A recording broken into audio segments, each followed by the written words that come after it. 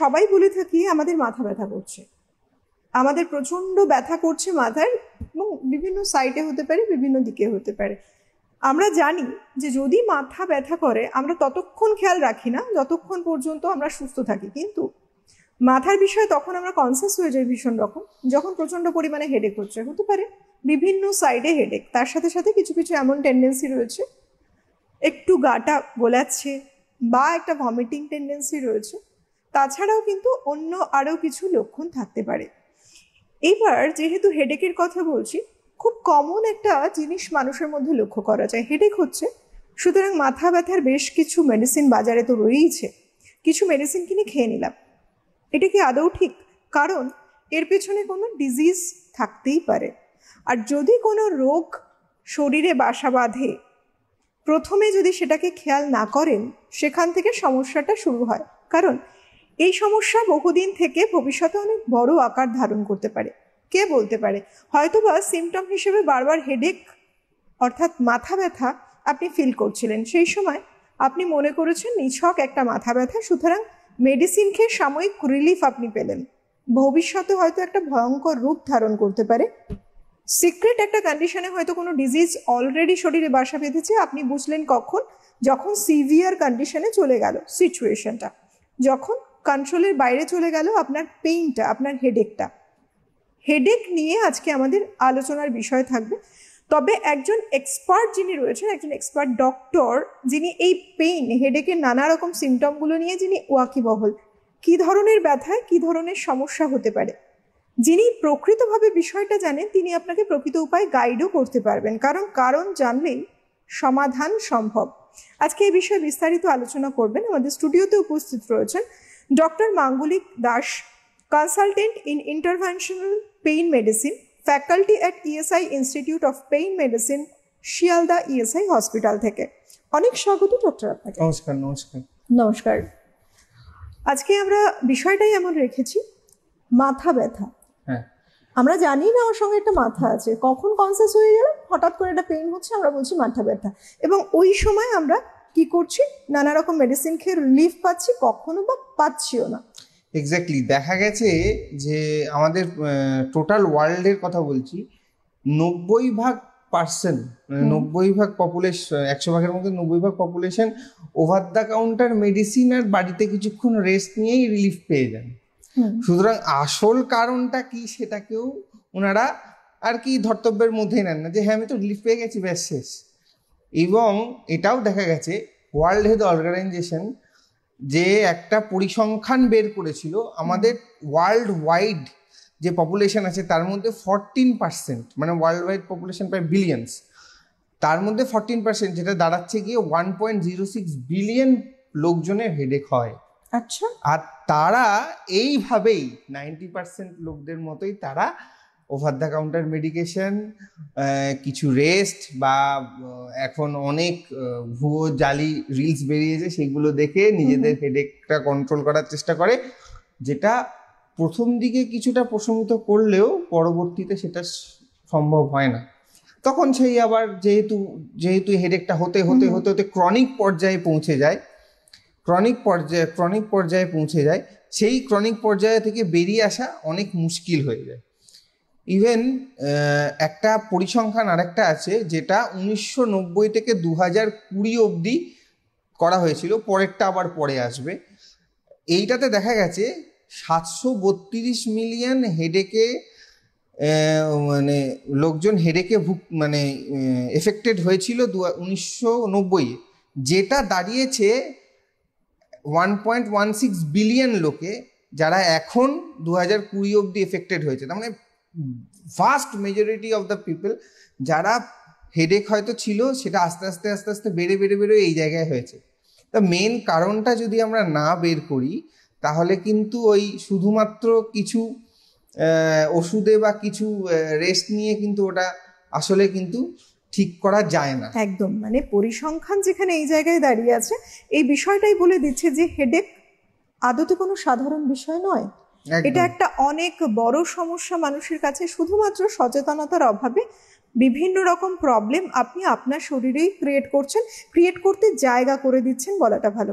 Doctor, এই যে এত বেড়ে যাচ্ছে সংখ্যাটা, এবং হেডেকের বেসিক্যালি কারণগুলো কি কি থাকে? দেখুন, হেডেকের দুটো কারণ মেনলি আমরা দেখেছি। এমনিতে হেডেকের কারণ বলতে গেলে অনেক আছে, হেডেকের টাইপসও 10 ধরনের, কিন্তু মেন যে কমনগুলো হয় সেটা হচ্ছে প্রাইমারি কারণ যেটা থাকে আমাদের সেন্ট্রাল নার্ভাস সিস্টেমে যদি কোনো প্রবলেম থাকে, মানে ব্রেন, স্পাইনাল কর্ড, সব নার্ভসে যদি প্রবলেম থাকে। আর সেকেন্ডারি জিনিস হচ্ছে যদি আমাদের আশেপাশের সেন্ট্রাল নার্ভাস সিস্টেমের আশেপাশে কি আছে, শিরা, উপশিরা, ধমনী, হ্যাঁ, মাসেল, ব্রেনের যে কভারিং ডুরা, ওইগুলোতে যদি প্রবলেম হয় তবেও কিন্তু হেডেক হয়। এর মধ্যে বলে রাখি এইটা হচ্ছে প্রাইমারি আর সেকেন্ডারি, কিন্তু সব থেকে কমন দেখা গেছে মাইগ্রেন আর আরো দু ধরনের হেডেক, যেটা সেটা হচ্ছে ক্লাস্টার হেডেক এবং টেনশন টাইপ হেডেক। এইগুলোর জন্যে মানুষ আরো বেশি অসুস্থ হয়ে পড়ে। এই হেডেকগুলোর জন্য কিন্তু শুধুমাত্র যে আমাদের কাজে গিয়ে অসুবিধা হচ্ছে এরকম নয়, একটা লাইফস্টাইলটা পুরো গন্ডগোল হয়ে যায়। অনেকে এরকম হয়, বাইরে যাব, সেই তো রোদে বেরোতে হবে, আবার মাথা ব্যথা হবে, আমি কাজে যেতে পারছি না, যদি অন্য কোনো কাজ দেওয়া যায়, এরকমও আছে। আর সব থেকে এখন যে জিনিসটা বাড়ছে সেটা হচ্ছে স্ট্রেস।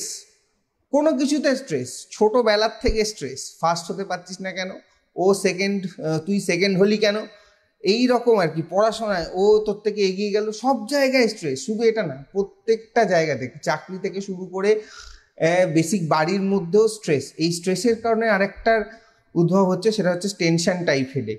ইভেন এই ক্ষেত্রেও কিন্তু মানে লাইফস্টাইল পুরোপুরি নষ্ট হয়ে যায়। এই জন্য আমরা স্ট্রেস ফ্রি লাইফস্টাইল মেনটেন করতে বলি, আর বলি হচ্ছে মেডিটেশন আর রিল্যাক্সেশন। যদি স্ট্রেস ফ্রি লাইফ মেনটেন করে, লাইফ মডিফিকেশন করা যায়, তাহলে এই জিনিসগুলো অনেকটা ক্ষেত্রে কমিয়ে আনা যায়। আমরা প্রথমে যেটা বললেন ডক্টর, মাইগ্রেনটা কিন্তু অনেক বড় একটা সমস্যা এবং অনেকের মিথ আছে। অনেকে মনেই করছেন আমরা রোদ্দুরে বেরোচ্ছি, মাথা ধরছে, এটা হতে পারে মাইগ্রেন। কিন্তু প্রত্যেকটা জিনিসের কিন্তু আলাদা কিছু একটা সিমটম থাকবে, সাইন থাকবে, তার পেছনে একটা বড় কারণও থাকে। এবার কি হয়, মানুষ ভুল ধারণা বশত অনেক কিছু মিথ নিয়ে চলতে চলতে তার সাথে হ্যাবিচুয়েটেড হয়ে যায়। একদম। তো সুতরাং যদি বেসিক্যালি আমরা প্রথমে মাইগ্রেন নিয়ে কথা বলি, মাইগ্রেনের সাইন সিমটম গুলো কি আছে, আমরা কাকে মাইগ্রেন বলছি? আমি একটা মাইগ্রেনের আগে একটা আমাদের পেনের একটা ইতিহাস নিয়ে আমি একটা বলি। অনেক অনেক বছর আগে আফ্রিকার জঙ্গলে আফ্রিকায় জঙ্গলে আদিবাসীদের কিছু কিছু কঙ্কাল পাওয়া গেছিল। তো তাদের অন্যান্য কঙ্কালের থেকে ওটা পার্থক্য হচ্ছে কঙ্কালের মাথায় ফুটো করা ছিল। এটার কারণ পরে জানা গেল যে এই সব কঙ্কালদের মাথা ব্যথার কারণে তখনকার দিনে ভাবতো যে মাথা ব্যথা হচ্ছে ইভিল স্পিরিটের জন্য, তো সেই ফুটো করে দিত বা কেটে দিত, ইভিল স্পিরিটটা বেরিয়ে যেত, মাথা ব্যথা কমে যেত। এরকম অনেক কঙ্কালের পাওয়া গেছে। আচ্ছা, ইন্টারেস্টিং। আর এইবার ওইখান থেকে আমি মাইগ্রেনে আসি। এইবার মাইগ্রেনটাও এইরকম টাইপের হয়, মনে হয় সাইন সিমটমস বললেন তো, মনে হয় মাথার ভেতরে কিছু একটা পালস করতেই থাকছে। মাথার যে কোনো এক দিকটা পুরোপুরি ব্যথা হবে, পুরো একদিক মাথার। তার সাথে সাথে অতিরিক্ত লাইট, অতিরিক্ত সাউন্ডে মানে মাথা ব্যথা, বমি ভাব পাওয়া, বমি ইভেন হওয়া, আর তাছাড়া কিছু কিছু নিউরোলজিক্যাল সাইন্স দেখতে পাওয়া যায় মাইগ্রেনে। অনেকে এরকম বলবে, ডাক্তারবাবু আমার তো মাথা ব্যথা হচ্ছে, কিন্তু আমি চোখে অন্যান্য রং দেখছি। এইটাকে বলে উইথ অরা মাইগ্রেন। আরেকটা আছে শুধুমাত্র মাথা ব্যথা, বমি ভাব আর গা হাত পা গোলানো, কোনো সাউন্ড বা কোনো লাইটে যেতে পারছে না। ইভেন এটা যদি যারা অতিরিক্ত রোদে কাজকর্ম করে তাদেরও এই জিনিসটা হয়। এটাকে বলে উইদাউট অরা মাইগ্রেন। এবার মাইগ্রেনে আরো কিছু কিছু জিনিস আমি বলি। এইটা বিশেষ করে মেয়েদের হয়, 3 জনের মধ্যে 2 জন মেয়ে থাকবে, 1 জন ছেলে থাকবে। আচ্ছা, এই যে আপনি বললেন ওয়ান সাইডেড পেইন হয়, হেডেকটা ওয়ান সাইডেড হয়, সব সময় কি তাই ওয়ান সাইডেডই হবে? এটা কি একটা মানে বুঝতে হবে একটা ওয়ান সাইডেড হেডেক মিন্স এটা মাইগ্রেন? সবসময় যে ওয়ান সাইডেড হেডেক মানেই মাইগ্রেন সেটা না। এই জন্যে ডাক্তারবাবুর কাছে আসতে হবে যে আমার এই রকম ব্যথা হচ্ছে, এইবার কিছু কিছু আরো দুটো যে হেডেক আছে সেগুলোতে এক সাইডেও ব্যথা হতে পারে, আবার দুই সাইডেও ব্যথা হতে, কিন্তু মেনলি দেখা গেছে বেশিরভাগ মানে মহিলাদের ক্ষেত্রে, বেশিরভাগ যে কোনো পেশেন্টের মহিলার বেশি সংখ্যা, তাদের ইউনিল্যাটারাল পেন খুব বেশি হয়, প্রচন্ড পরিমাণে ইউনিল্যাটারাল পেন হয়, তার সাথে সাথে বমি হয়। এইবার এই মাইগ্রেনের সব থেকে রেমেডি হচ্ছে অন্ধকার আর স্লিপ। অন্ধকারে আর ঘুমিয়ে যদি কেউ পড়ে তাহলে মাইগ্রেনটা কমে যায়। এটার মধ্যে আবার একটা ব্যাপার আছে, মাইগ্রেনের সপ্তাহে 5 থেকে 6 বার একটা করে এপিসোড হয় প্রত্যেক দিন, তার মানে সপ্তাহে 42 বার, আর এইটা থাকে 8 ঘন্টা থেকে 72 ঘন্টা অবধি। মানে বুঝতে পারছেন, ব্যথাটা হয়েই যাচ্ছে অনেকের, যদি আনট্রিটেড হয়। ট্রিটমেন্ট যদি শুরু হয়ে যায় তাহলে ব্যথাটা সঙ্গে সঙ্গে কমে যায়, কিন্তু 8 ঘন্টা থেকে 72 ঘন্টা অবধি কিন্তু এই ব্যথাটা থাকে। আর তার সাথে হয় অনেক বমি, অনেক গা গোলানো, এবং যার হচ্ছে সে পুরোপুরি উইক হয়ে পড়ে। এইবার বাড়িতে তো শুধুমাত্র অন্ধকার আর হচ্ছে একটা ঘুমের একটা আবহ তৈরি করলে হয়তো কমতে পারে, কিন্তু তাদেরকে শুধুমাত্র ওভার দ্য কাউন্টার মেডিসিনে কিন্তু এগুলো কাজ হয় না। এদের মাইগ্রেনের জন্য স্পেসিফিক ট্রিটমেন্ট আছে। এই যে বললাম না, neurological science, with aura without aura, প্রত্যেকটার জন্য আলাদা আলাদা মেডিকেশন আছে। আচ্ছা, শুধুমাত্র প্যারাসিটামল বা অন্যান্য ধরনের, ওই লোকে যেমন বলে দাদা আমাকে তো প্যারাসিটামল দিন তো, আমার মাথাটা ব্যথা করছে, সেইগুলো কিন্তু খেলে কোনো লাভ হবে না আলটিমেটলি। আর সব থেকে বড় কথা হচ্ছে, মাইগ্রেনটা যে হচ্ছে তার পেছনে কি ব্রেনে কোনো অন্যান্য কোনো সমস্যা হয়ে আছে? অনেক ক্ষেত্রে ডাক্তারবাবুরা বলে একটা এমআরআই ব্রেন স্ক্যান করে নিয়ে আসুন। এর পিছনে অন্য কারণও থাকতেই পারে। কি কি কারণ থেকে হয় বেসিক্যালি মাইগ্রেন? সব থেকে বেশি দেখা গেছে এটা ইনহেরিটেড। যদি বাড়িতে কারোর মাইগ্রেন থেকে থাকে, ভবিষ্যতে তার পরিবারে মাইগ্রেন হওয়ার সম্ভাবনা আছে। এছাড়া ব্রেনের যে কোনো ধরনের সমস্যা, যদি বললাম না সেন্ট্রাল নার্ভাস সিস্টেমের যদি সমস্যা হয়ে থাকে, তাহলে সেটা অনেক ধরনের সমস্যা হতে পারে। ব্রেনে হয়তো কারোর হাইপার টেনশন আছে, তার হয়তো কোনোভাবে কোনো একটা আর্টারিতে প্রবলেম হয়েছে ব্রেনে, তার থেকে সেই ইউনিল্যাটারাল পেন হচ্ছে, হয়তো বোঝা যাচ্ছে মাইগ্রেনের মতো, কিন্তু ব্রেন স্ক্যান করে দেখা গেল যে তার একটা ব্রেনের আর্টারিতে প্রবলেম হয়ে আছে। বা ব্রেনের কোনো একটা অংশে কোনো একটা সেলের মানে মাইলিন শীটটা হচ্ছে নষ্ট হয়ে যাচ্ছে, মানে যেটা ব্রেনটাকে প্রোটেক্ট করে। আচ্ছা, সেই ক্ষেত্রেও কিন্তু এই ধরনের সেম সিমটম দেখা যেতে পারে। সুতরাং শুধুমাত্র ওভার দ্য কাউন্টার মেডিসিন বা এই আমার সিমটম হচ্ছে মানে আমার মাইগ্রেন হয়েছে, আমি অনলাইনে দেখে নিলাম যে এই ওষুধগুলো খেলেই হয়ে যাবে, এটা কিন্তু নয়।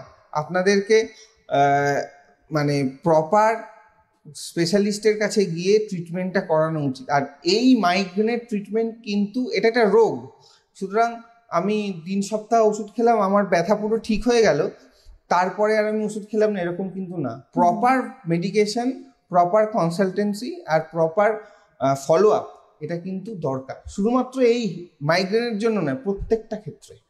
আচ্ছা, এখানে একটা বড় বিষয় আসে, বেসিক্যালি মানুষের যখন এরকম একটা হেডেক হচ্ছে, সাধারণভাবে মানুষ কিছু হোম রেমেডিও অ্যাপ্লাই করার চেষ্টা করে থাকেন, বেশ কিছু পদ্ধতি তারা অ্যাপ্লাই করেন। কোন ধরনের কি অ্যাপ্লাই করলে বা কি পদ্ধতি তারা যদি ওই সময় ইনস্ট্যান্ট নেন তাতে হেডেকটা কম হতে পারে? সব থেকে ফার্স্ট হচ্ছে হাইড্রেট থাকা। আমাদের প্রত্যেকটা কোষ যেন হাইড্রেট থাকে। ডিহাইড্রেশনের জন্য মিনারেলস যদি কমে যায় তাহলে হেডেকের সমস্যাটা বাড়ে বেশি। ফার্স্ট, যারা স্মোকিং করে বা যারা অ্যালকোহল ইনটেক করে, তাদের ক্ষেত্রে দেখা গেছে যে হেডেকের সমস্যাটা বেশি হয়। তাহলে সেইগুলোর থেকে দূরে থাকা। Proper slip, 6 to 8 hours proper slip দরকার হয়। কোনো ডিস্টার্ব স্লিপ হলে কিন্তু যাদের মাথা ব্যথার টেন্ডেন্সি আছে তাদের মাথা ব্যথাটা বাড়ে। আর একটা হচ্ছে স্ট্রেস ফ্রি লাইফ। স্ট্রেস যদি থাকে তাহলে শুধু মাইগ্রেন কেন, অন্যান্য রোগও আছে, শুধু মাথা ব্যথা না। এই যে মাইগ্রেন, তার মধ্যে আর একটা রোগ হচ্ছে ক্লাস্টার টাইপ অফ হেডেক। আর একটা আছে টেনশন টাইপের, মানে এই নাম দেখেই বোঝা যাচ্ছে টেনশন টাইপ, টেনশন হয় বলে হয়। সুতরাং প্রথম থেকেই স্ট্রেস ফ্রি লাইফ, কিছুটা যোগা, আর হচ্ছে প্রপার স্লিপ আর হাইড্রেটেড থাকা নিজেদের, মানে মিনিমাম 4 লিটার জল খাওয়া, এইটা যেন থাকে। বিশেষ করে এই এই এখনকার সময়, কারণ গরম প্রচণ্ড পড়েছে, যখনই কোনো রোগী আমাকে দেখাতে আসে আমি তাদেরকে বলি ব্যাগে একটা ORS আর 1 বোতল জল রেখে দেবে, কারণ কখন দরকার হয় এটা কিন্তু বোঝা যায় না। যখন নেই তখনই মাথাটা ঘোরে, তখনই ডিহাইড্রেটেড ফিল হয়, তখনই অন্যান্য জায়গায় ব্যথা ফিল হয়। এই যে পেন নিয়ে আমরা বলছি, আরেকটা কারণ হচ্ছে রক্তাল্পতা। হিমোগ্লোবিন যদি বডিতে কম থাকে তাহলে কিন্তু যে কোনো ধরনের সমস্যা হতে পারে। শুধুমাত্র হেডেক হচ্ছে এরকম না, কাঁধ পা যন্ত্রণা মানুষকে শুইয়ে দেয়। সুতরাং সেই ক্ষেত্রেও আমাদের লক্ষ্য রাখতে হবে, মানে প্রপার ফুড, প্রপার ডায়েট। শুধুমাত্র যে শুধু সবজি খেয়ে যাচ্ছি বা শুধু মাছ মাংস ডিম খাচ্ছি এরকম না, প্রপার ব্যালেন্স ডায়েট আমাদের দরকার। এইগুলোই হচ্ছে নর্মাল খুব জিনিস হোম রেমেডিস। ব্যালেন্স ডায়েট বলতে আমরা কি মিন করছি, কি কি দরকার একটা নিউট্রিশনের জন্য? অবশ্যই আমরা আমাদের ভারতীয়রা, বিশেষ করে পশ্চিমবঙ্গের বাঙালিরা, আমরা ভাত আর রুটির উপরে বেশি বিশ্বাসী। সুতরাং পুরোপুরিভাবে ব্যালেন্স ডায়েট মানে পুরোপুরিভাবে যে কোনো একটা কিছু বন্ধ করে দিয়ে আরেকটা বাড়িয়ে দেওয়া এরকম নয়, প্রত্যেকটা জিনিসই খাওয়া উচিত। যদি আমি মনে করুন আমি যদি 2 বাটি বড় 2 বাটির ভাত খেতে পারি, তাহলে সেটা কিন্তু ব্যালেন্স ডায়েট হচ্ছে না। আমাকে প্রত্যেকটা জিনিস, মানে যে ওর মধ্যে কার্বোহাইড্রেট থাকবে, মিনারেলস থাকবে, প্রোটিন থাকবে, ফ্যাট থাকবে, আর হচ্ছে সুগার থাকবে, এই প্রত্যেকটা জিনিস মিলিয়ে হচ্ছে একটা ব্যালেন্স ডায়েট। মানে ভাত, ডাল, মাছ, একটা সবজি, এইটা হচ্ছে প্রপার ডায়েট। এইবার অনেকে বলে যে আমি তো সবই খাই, কিন্তু পরিমাণটাও একটা বিশাল বড় একটা মানে বিশাল বড় জিনিস, যেটা হচ্ছে কেউ যদি 1 বাটি ভাত খায় তাহলে তার হাফ সবজি, ছোট একটা বাটি ডাল, একটা জায়গায় মাছ, এই জিনিসগুলো কিন্তু দরকার। শুধুমাত্র মাছ ভাত দিয়ে আমি খেয়ে নিলাম যে হ্যাঁ আমি কার্বোহাইড্রেট প্রোটিন তো খেয়েছি, অনেকে শুধু প্রোটিন খেয়ে যায়, সেটাও কিন্তু উচিত নয়। প্রত্যেকটা জিনিস মেজারমেন্ট করে, প্রত্যেকটা জিনিস তার বডি ওয়েট এখন কেমন আছে, তার BMI কেমন আছে, সেই অনুযায়ী দেখে আমরা প্রপার ব্যালেন্স দিই।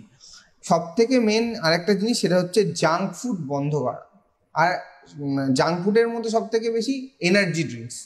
এনার্জি ড্রিঙ্কস হচ্ছে এমন একটা জিনিস, সেইটাতে ক্ষতি বই ভালো হয় না, অথচ এনার্জি ড্রিঙ্কসটাই মানুষ ম্যাক্সিমাম, যে এনার্জিটা ফল করেছে, একটু উইক লাগছে, একটু বোরিং লাগছে, তো চলো একটা এনার্জি ড্রিঙ্কসই নিয়ে নে। দুঃখের বিষয়, যখন আমরা এনার্জি ড্রিঙ্কটা নিই না, তখন হচ্ছে আমরা পেছনে কন্টেন্টস থাকে সেটা দেখি না। সেখানে ক্যাফেন থাকে, আচ্ছা, সেখানে থাকে সুগার, কোনো মানে হচ্ছে এনার্জি ড্রিঙ্কে ফ্লেভার দেয়া থাকে, আসল জিনিসটা কিন্তু সেটা দেয়া হয় না, ফ্লেভার সব কিছু। সুতরাং ক্যাফেন কিন্তু মানে হেডেকে কিন্তু সাহায্য করে, হেডেক করায়। কিন্তু মানে হচ্ছে দেখা গেছে যে যদি কেউ খালি পেটে উঠে, সকালে খালি পেটে উঠে কফি খায়, ভবিষ্যতে তার হেডেকের সমস্যাটা বেশি হয়। খালি পেটে কফি খাওয়া আর এনার্জি ড্রিঙ্ক নিয়ে কিন্তু আলাদা, মানে সেম টাইপের ব্যাপার আছে আর কি। সুতরাং প্রত্যেকটা জিনিসের জন্যই কিন্তু নিজেদেরকে সজাগ থাকাটা খুব প্রয়োজন। ফুড একটা ভীষণ ইম্পর্টেন্ট, কিন্তু সেটা কি খাচ্ছেন সেটাও একটু দেখে নেওয়া দরকার। সাময়িকভাবে যেটা আপনাকে রিলিফ দিচ্ছে, পরবর্তীকালে কোনো প্রবলেম হয়ে দাঁড়াবে না তো। ডক্টর, এই যে টেনশন হেডেক আমরা যেটা বলছিলাম, কিছু মানুষের মধ্যে দেখা যায় যে একটু কোনো কিছু নিয়ে ভাবছেন, কোনো কিছু নিয়ে থিঙ্কিং করছেন, যাই হোক, তার হেডেক প্রচুর বেড়ে যাচ্ছে এবং সেটা দেখা যাচ্ছে টোটালি টলারেট করতেই পারছে না। ইনস্ট্যান্ট মেডিসিন দরকার, তার ইনস্ট্যান্ট মেডিসিন নিচ্ছেন, ঠিক হচ্ছেন। আবার কিছু মানুষ আছে অনেক প্রেশার কিন্তু তারা একই সাথে নিতে পারছে, একটা এক্সট্রিম পর্যায়ে গেলে তখন হয়তো হেডেকটা হবে। এইরকম মানে এই তফাৎটার কারণ কি? এটা কি কোনো মানে আন্ডারলাইন কোনো কজ আছে? দেখুন, স্ট্রেস লেভেল প্রত্যেকের কাছে প্রত্যেকের আলাদা। আমি 6টা কাজ একসাথে করতে পারি, অন্যজন হয়তো 2টো কাজ একসঙ্গে করতে পারে, তার বেশি করতে পারে না। টেনশন টাইপ হেডেকটা হচ্ছে যখন কোনো কিছু নিয়ে ভেবে সেই কাজটা আর করা যাচ্ছে না, এবার এই হেডেকের একটা ব্যাপার আছে, এই হেডেকটা একটা অদ্ভুত টাইপের হেডেক, মনে হয় যেন কেউ একটা মাথায় প্রেশার দিচ্ছে, মাথার পুরো এইরকম ব্যান্ড স্ট্রাকচারে, এই ব্যান্ড চোখের পেছনে মনে হয় যেন প্রেশার দিচ্ছে। অনেকে করে কি, আমাদের কাছে একটা পেশেন্ট এসেছিল, যখন ওপিডিতে আসে তখন দেখি একটা গামছা মাথায় বেঁধে এরকমভাবে এসেছে। তো আমরা জিজ্ঞেস করি যে আপনি মাথায় গামছা বেঁধে আছেন কেন, আপনার কি অসুবিধা হচ্ছে? বলছে ডাক্তারবাবু আমি যেখানে গামছা বেঁধে আছি সেই জায়গাটাতেই হচ্ছে, আপনারা আমার মাথাটা খুলে দেখুন কি হচ্ছে। মানে এইটা উনার প্রায় 6 মাস ধরে একই হয়ে যাচ্ছে। কেন? সে তার মেয়ের বিয়ে কি করে দেবে বুঝতে পারছিল না, সোজা কথা। টেনশনে আছে, স্ট্রেসে আছে। এই একটা মানুষ কতক্ষণ কাজ করতে হবে? 8 ঘন্টা 10 ঘন্টা, সে 12 ঘন্টা টানা কাজ করছে, সে 18 ঘন্টা টানা কাজ করছে, খাবার টাইম ঠিকঠাক খেতে পারছে না, ঠিকঠাক ঘুমাতে পারছে না। এই যে বললাম না খাবার হ্যাবিট, অনেকের ক্ষেত্রে কি হয়, যারা মনে করুন এইরকম স্ট্রেসফুল লাইফ লিড করে বা খাবার ঠিকঠাক টাইমে, হাঙ্গার একটা খুব ট্রিগারিং জিনিস যেটা হচ্ছে হেডেক তৈরি করে। হাঙ্গার মানে তাই জন্য অভুক্ত থেকে কোনো কাজ করা যাবে না আর কি। খাবার ঠিক টাইমে খাওয়া, ব্যালেন্স ফুড খাওয়া আর ঠিকঠাক রেস্ট নেওয়া। তো তাকে তখনকার জন্য কিছু মেডিকেশন আর কিছু যোগা, খুব ভালো জিনিস একটা যোগা, যে কোনো ধরনের যোগা, সূর্য প্রণাম বলুন, যে কোনো ধরনের আসন বলুন, একটা জায়গায় কনসেন্ট্রেশন বলুন, সব কিছু এইগুলো দিয়েই তার অনেকটা টেনশন যখন আস্তে আস্তে কমতে থাকে, তার মাথা ব্যথাটাও কমতে থাকে, আর সে আরো ক্রিয়েটিভ হয়ে পড়ে। কারণ যদি একটা জায়গায় মাথা ব্যথার সমস্যা আমরা নিয়ে কোনো কাজ করি, তাহলে আমাদের লাইফস্টাইলটা ঠিকঠাক কাজ করতে পারে। মানে একটা জায়গায় গিয়ে আমার মাথা ব্যথা হচ্ছে, আমি কনসেন্ট্রেট করতে পারছি না, কাজে অবনতি হচ্ছে, বাড়িতে এসে অবনতি হচ্ছে, বাড়িতে আবার অন্য ধরনের রেসপন্সিবিলিটি, এইগুলোর থেকে যদি একটুখানি মুক্তি পাওয়া যায় বা নিজের লাইফস্টাইলটাকে মডিফাই করা যায়, যে আমাকে এইটুকুনি আমি যদি করতে পারি প্রত্যেক দিন, তাহলে লং রানে গিয়ে আমার একটা ফুলফিল জিনিস হবে। সেই জিনিসটা যদি কেউ দেখে, তাহলে তার এই সমস্ত headache, tension type of headache, এই জিনিসগুলো একটু কমে আসবে। কারণ আমরা খুব শর্ট থিঙ্কার, যে আমাকে আজকের মধ্যে এটা শেষ করতে হবে, ওপর থেকেও প্রেশার আছে। কিন্তু যদি আমরা লং রানে দেখি, যে আমি যদি ভাগ করে নিই, যে আজকে আমাকে এত দূর করতে হবে, পরের দিনকে আমি এত দূর করলে 1 সপ্তাহ পরে আমার কাজের লিস্টে দাঁড়াচ্ছে এত, মানে আমি ওভারঅল খুব ভালো কাজ করতে পারছি। টেনশনটা এইভাবে কমিয়ে নিয়ে আসা উচিত।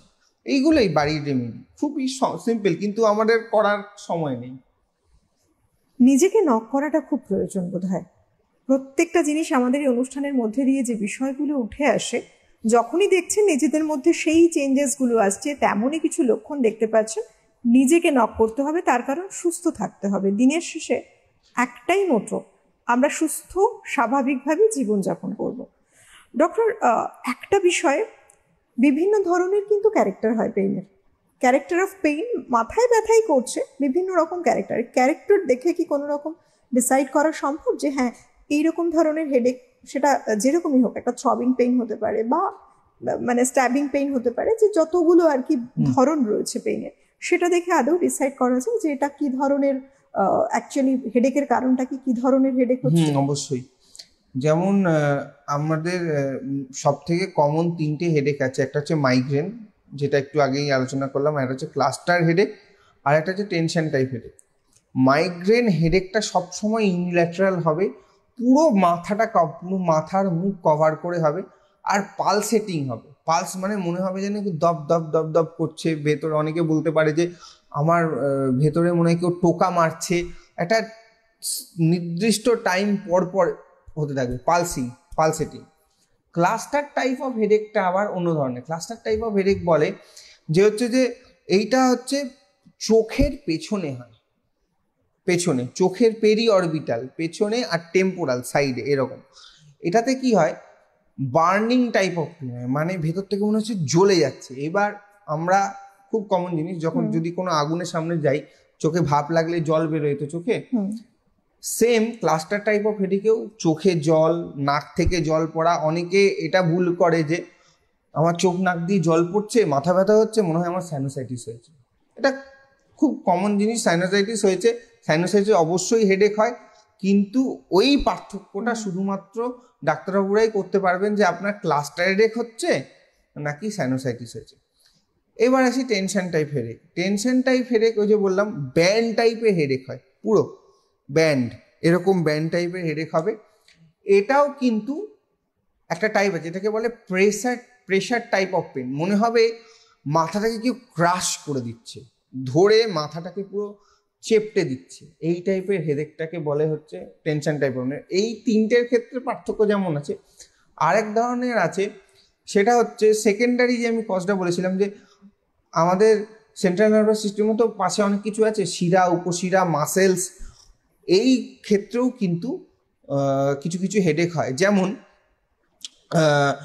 আমাদের স্পাইনাল কর্ডের, সার্ভাইকাল স্পাইনাল কর্ডে যদি স্পন্ডাইলোসিস হয়, স্পন্ডাইলোসিস মানে নর্মাল স্পাইনাল কর্ডের ভার্টিব্রা কলম যদি যে ওইটাতে যদি কোনো অ্যাবনর্মালিটি দেখা যায়, বনি অ্যাবনর্মালিটি দেখা গেল, তাতে কি হয়, ওই বোনগুলোতে এফেক্টেড হচ্ছে, তার সাথে মাসেল এফেক্টেড হচ্ছে, তখন কি হয়, মাসেলগুলো টাইট হয়ে যায়, যাতে নর্মাল অ্যানাটমিটা থেকে বজায় রাখার জন্য আমার মাসেলটা প্রোটেক্টিভ মেকানিজম দেয়, কাজ করে মাসেলগুলো। তো সেইগুলো মাসেল টাইট হয়ে যায়। মাসেল টাইট হয়ে যাওয়ার জন্য অনেকে বলবে, আচ্ছা ডাক্তারবাবু আমার ঘাড় থেকে না মাথা এরকম করে ব্যথাটা আসছে, তো ওটাকে বলে সার্ভাইকোজেনিক হেডেক। মানে সার্ভাইকাল স্পাইনাল স্পন্ডাইলোসিস বা আরো অনেক ধরনের আর্থ্রোপ্যাথি আছে, ওই কন্ডিশনগুলো থেকে আসে। এবার আমাদের সালমান খান তো আমরা সবাই জানি, সালমান খানের একটা ফেসিয়াল পেন হতো, এখান থেকে পুরো নামতো, মাথা ব্যথা হতো, কিছু করতে পারতো না। বাইরে গিয়ে বিটা নাইফের মাধ্যমে উনি একটা অপারেশন করিয়েছিলেন। সে রোগটা হচ্ছে ট্রাইজেমিনাল নিউরালজিয়া। ট্রাইজেমিনাল নিউরালজিয়া একটা ডেঞ্জারাস ধরনের রোগ, যেটা ডায়াগনোসিস মানে অনেকেই আছে আন্ডার ডায়াগনোসড, সবসময় করা সম্ভব হয় না। মাথায় হেডেক হয়েছে বলে আমরা ওষুধ খেয়ে নিই। ট্রাইজেমিনাল নিউরালজিয়াতেও ঠিক এই মানে যে কোনো একদিকে হয়, যে কোনো ইউনিল্যাটারাল হয়, এই মুখের কোণার থেকে, চোখের কোণার থেকে মাথায় দিয়ে পুরো এইরকমভাবে ব্যথাটা ওঠে। আর ওই ব্যথাটা হয় ইলেকট্রিক্যাল টাইপের, গালে, চোখে কেউ হাত দিতে পারবে না, ইভেন হাওয়া লাগলেও ব্যথা হয়। আমাদের কাছে এরকম, আমাদের একটা টোটাল লিস্ট আছে, প্রায় 50 জনের আমরা এই ট্রিট করেছি ট্রাইজেমিনাল নিউরালজিয়া। তারপরে ডক্টর, প্রথমে যেটা জানতে হয় যে কারণটা কি। একজন মানুষ মানে একজন পেশেন্ট এলেন, তাকে দেখে নিয়ে সঠিকভাবে কেস ডায়াগনোসিস এবং তারপর তাহলেই ট্রিটমেন্ট পসিবল। একদমই তাই। প্রত্যেকটা যে হেডেক হচ্ছে, এই যে মেডিসিনগুলো কিনে খাচ্ছে মরে মুরগির মতো, এগুলো একেবারেই তো উচিত নয়। একদমই নয়, কারণ এবং তাতে নানা রকম সমস্যা ক্রিয়েট হতে পারে। অবশ্যই, একেবারে তাই। নানা রকম কারণ হয়তো আপনার মনে হতেই পারে যে হয়তো এই রকম ধরনের এই ব্যথা হচ্ছে মানে এটা মেডিসিন খেয়ে নিলাম, একেবারে নয়। দরকার একজন সঠিক ডক্টরের সঠিক সময় সঠিকভাবে পরামর্শ এবং তাই অনুযায়ী নিজেকে পথ চলা। অবশ্যই আজকের মতো সময়টা শেষ নেই। খুব ভালো থাকবেন প্রত্যেকেই যারা ওপারে আছে। অনেক ধন্যবাদ ডক্টর আপনাকে, ধন্যবাদ আপনাদের সবাইকে। নমস্কার।